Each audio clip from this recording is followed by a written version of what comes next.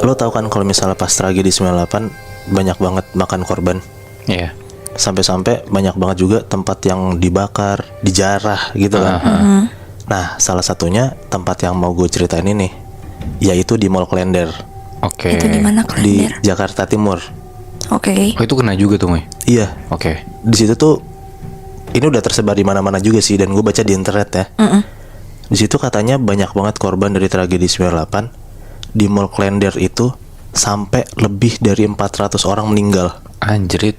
Itu dibantai habis-habisan. Di situ mati semua Gue chef. baru tahu tuh. Di mana sih itu? Di Mall Klender itu. Oke. Oke. Setelah itu beberapa bertahun-tahun nggak kepake, akhirnya dipakai lagi, dibikin lagi, jadilah Mall Klender ini.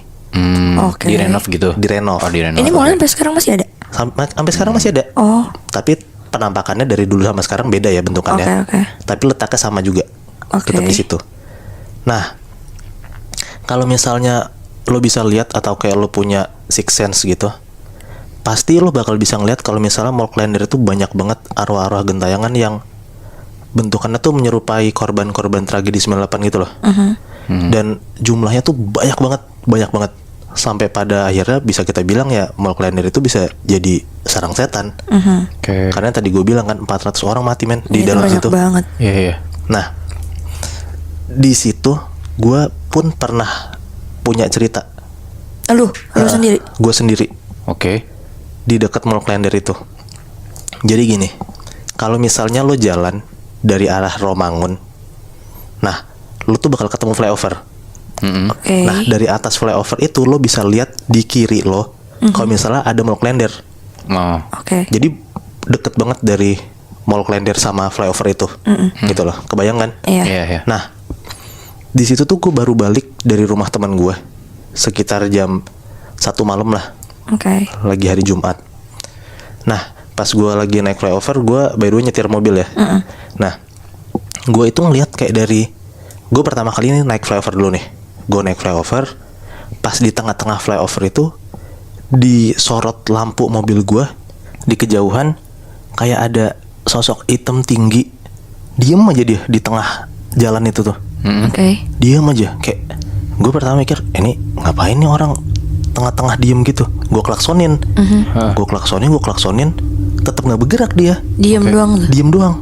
Nah lama-lama kan gue pasti mendekat dong ke sosok hitam itu. Iya. Nah pas gue mendekat di sosok hitam itu, gue melanin mobil gue dan gue bisa ngeliat banget, jelas banget kalau misalnya itu tuh cewek. Oke. Itu tuh cewek dan sekujur tubuhnya tuh hitam gosong gitu loh. Anjrit. Dan dia tuh berarti tuh nyampingin gue, kayak orang mau nyebrang gimana sih, dia tuh jadi nyampingin gue gitu loh, Chef B. Dan muka dia tuh ngadep Mall Klender itu. Oke. Oke. Gitu. Nah makin deket gue ngeliat si cewek ini pas gue klaksonin gak hilang juga. Gue takut banget di situ, demi Allah gue takut banget. Gue langsung tancap gas, gue langsung terabas aja tuh cewek, karena gue tahu ya itu bukan orang gitu loh. Oke. Berarti lu tabrak tuh cewek. Pas gue tabrak Bi, tapi hilang. Oh, oke. Si cewek ini hilang gitu, si Sosok itu. cewek gosong ini hilang. Oh. Pas gue terabas pakai mobil gue. Oke.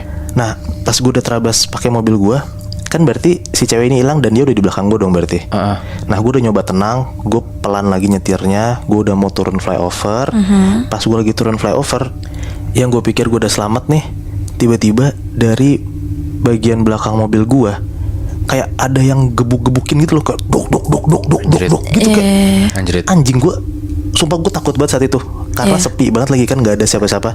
Gue udah jalannya pelan, gue denger banget dengan jelas tiba-tiba mobil gue udah suara duk kayak dipukulin, bukan suara ban, suara kayak body lo dipukulin gitu loh. Iya. Gue gue langsung balik buru-buru. Itu berarti udah turun. Udah turun, gue gue langsung balik, karena ya lo bayangin aja gitu loh, mobil lagi jalan, sebelumnya lo lihat si cewek, ada cewek gosong, tiba-tiba ada suara gebuk-gebuk mobil, ada yang ngebuk-gebuk mobil lo dan nggak tahu tuh asalnya dari mana. Gue takut banget saat itu. Gue takut banget, dan pas sampai rumah gue langsung cari tahu, karena kan ya jujur gue tahu kalau misalnya Mall Klender itu angker. Dan gue tahu kayaknya digangguin sama sosok itu. Iya. Sosok si Salah satu sosok ya, salah satu sosok penunggu Mall Klender itu. Dan pas gue lihat di internet, ternyata emang jelas kalau misalnya banyak orang yang kayak ngelihat ada kayak sosok cewek, cowok, anak kecil hitam gosong itu adalah salah satu korban dari tragedi 98 di Mall Klender itu. Karena yang tadi gue bilang 400 orang kenapa meninggal semua kan? Iya. Karena Mall Klendernya itu dibakar. Oh shit. Dan itu kejadian tuh selalu di flyover itu. Nah, gue nggak tahu kejadiannya selalu di flyover itu atau enggak, karena yang gue baca tuh di sekitaran Mall Klender itu. Oke. Kan di flyover itu kan deket Masih banget sama Mall sekitaran Klender. lah ya. Dan gue ngerasa kayak, oh ternyata ya emang bener yang gue baca itu gue mengalami sendiri. Iya. Gitu loh, itu yang pengalaman gue. Dan ada juga cerita yang berkaitan sama Mall Klender itu terjadi sama teman gue, Oke. namanya Eja. Oke. Si Eja ini emang anak Klender. Oke. Jadi kalau misalnya dia mau beli barang, dia mau belanja, pasti itu ke Mall Klender, karena kan deket banget dari rumahnya ke sana kan. Nah waktu itu dia cerita sama gue lagi nongkrong tuh sama anak-anak. Dia cerita kalau misalnya malam-malam kayak sebelum mall tutup banget lah, sekitar jam 8 setengah 9-an, dia ke Mall Klender tuh. Dia mau beli apa gitu, gue lupa. Nah dia naik mobil, dia parkir lah di basement di bawah di Mall Klender itu. Nah pas dia nyampe Mall Klendernya, dia udah nyampe di basementnya, dia turun mobil dong. Iya. Kan di situ tuh Mall Klender tuh kayak basement tuh rada-rada remang-remang gitu. Oke. Penerangannya Iya. remang. Ini dia nyampe mallnya udah mau tutup. Udah mau tutup setengah 9. Oh, oke. Oke. Nah posisinya basementnya itu emang rada remang-remang dan itu setengah 9. Berarti basement tuh sepi banget dong. Iya. Iya. Gitu kayak cuman beberapa mobil doang sisa. Dia turun dari mobil, dia jalan lah mau ke pintu masuk. Nah pas dia lagi jalan ke pintu masuk, dia tuh ngerasa kayak di belakang dia tuh kayak ada yang ngikutin. Oke. Gitu. Dia nengok ke belakang dong. Nah yang dia lihat itu adalah kayak cewek putih gitu, rambutnya panjang. Dia tuh kayak pakai baju tradisional Cina gitu loh, Oke. yang merah gitu. Iya, Tau nggak lo? tahu, Yang tahu, kayak gaun tapi merah Iya, gitu. tahu. Nah gitu. Nah si Eja nih kayak ngeliat, wah ada cewek. Ya udah dia tetap jalan aja karena kan dia mikir ya itu mungkin Pengunjung biasa pengunjung juga. juga gitu. Udah dia cuek lah. Dia beli segala macem, dia udah ngurusin urusan dia, bla bla bla segala macem. Dia tuh kayak beli keperluannya dia itu di lantai 3. Oke. Nah berarti kalau misalnya mau ke basement dia turun dong. Nah dia turun lah naik eskalator. Pas dia turun naik eskalator, dari eskalator yang bawah yang mau naik ke atas, dia ngelihat si cewek yang tadi di belakang dia di basement itu. Oke. Nah jadi dia papasan. Si Eja turun, si cewek ini naik. Iya. Nah pas si Eja turun dan si cewek ini naik, dia tuh ngelihat dengan jelas banget kalau misalnya si cewek ini tuh ngeliatin dia gitu loh. Jadi sepanjang eskalator dari bawah ke atas, si cewek ini ngeliatin Eja mulu. Oke. Kayak ngeliatin Berarti aja gitu. arah mata dia ngikutin aja. Arah matanya ngikutin Eja dan mukanya tuh kayak sedih banget, kayak lusuh banget gitu loh si cewek ini. Kayak pucat banget. Oke. Gitu. Nah kayak Eja pertama kayak curi-curi pandang gitu, cuman lama-lama kayak takut dong. Iya. Kok ada cewek tiba-tiba ngeliatin gua dan mukanya tuh lusuh banget, pucat banget gitu. Iya. Udahlah Eja turun, si cewek ini berarti udah naik dong, nggak tahu kemana. Nah setelah itu sebelum Eja cabut, Eja ke kamar mandi. Iya. Nah Eja ke kamar mandi tuh, Eja ke kamar mandi masuk dan di situ posisinya kamar mandi tuh udah sepi banget. Mallnya pun juga udah sepi banget gitu. Nah pas dia masuk dia boker kan lama tuh.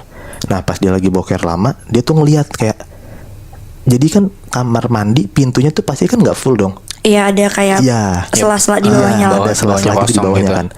Nah pas dia lagi boker, dia tuh ngeliat kayak ada kaki nyeker gitu, pakai gaun merah, seliwer-seliweran gitu loh. Waduh. Kanan kiri seliwer gitu loh.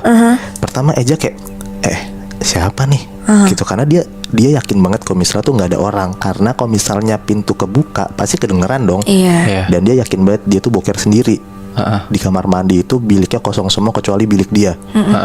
Nah udahlah nggak lama yang Eja lihat tadi itu udah hilang. Si kaki itu. Iya, si kaki nyeker dan gaun merah itu udah nggak seliwer-seliweran lagi.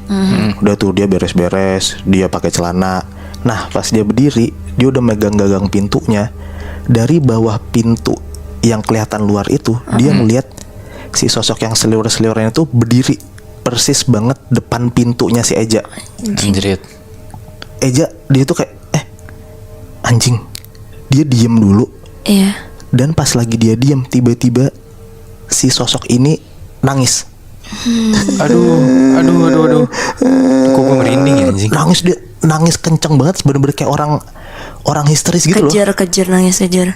Si seketika Eja tuh panik banget, takut banget, dia nggak jadi keluar kamar mandinya, dia langsung tutup kupingnya, dia bener-bener nungguin sampai si cewek ini tuh berhenti nangisnya. Duh. Dia pegang terus kupingnya, pas dia lagi pegang kupingnya tuh si cewek ini makin histeris nangisnya.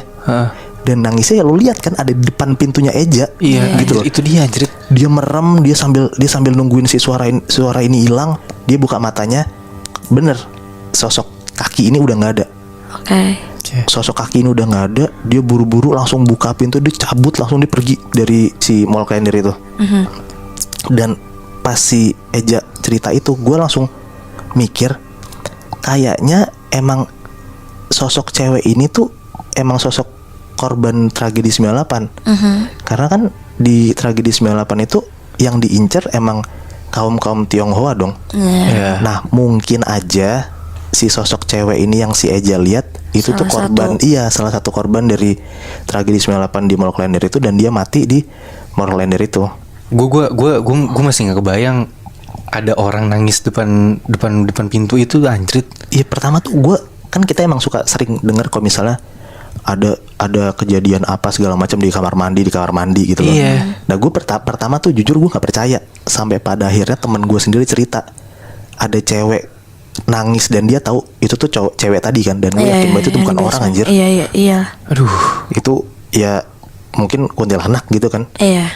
Nah udah setelah kejadian itu juga kayak gue langsung searching gitu loh di Mall Kalender, emang kan terkenal angker, terkenal juga kalau misalnya banyak spot-spot mengerikannya gitu kan. Nah pas gue baca di internet, ternyata emang spot-spot yang emang paling angker banget dan bisa dibilang kayak sarang setannya Mall Kalender itu, yang pertama di basement 1 dan 2, yang mana emang pertama kali Eja datengin. Yang kedua di kamar mandi atau kamar ganti gitu. Dan gue yakin banget kayak itu kamar mandi dan kamar ganti yang ditulis di internet itu ya yang Eja datengin. Aduh. Tapi kalau dipikir-pikir ya, banyak tempat umum tuh yang ternyata jadi sarang setan. Ya berarti siapa aja bisa datang ke situ dong. Kenapa? Lo mau ke sana? Ya gue penasaran sih. Kira-kira kalau misalkan gue mau datengin sarang setan, mulai dari mana ya?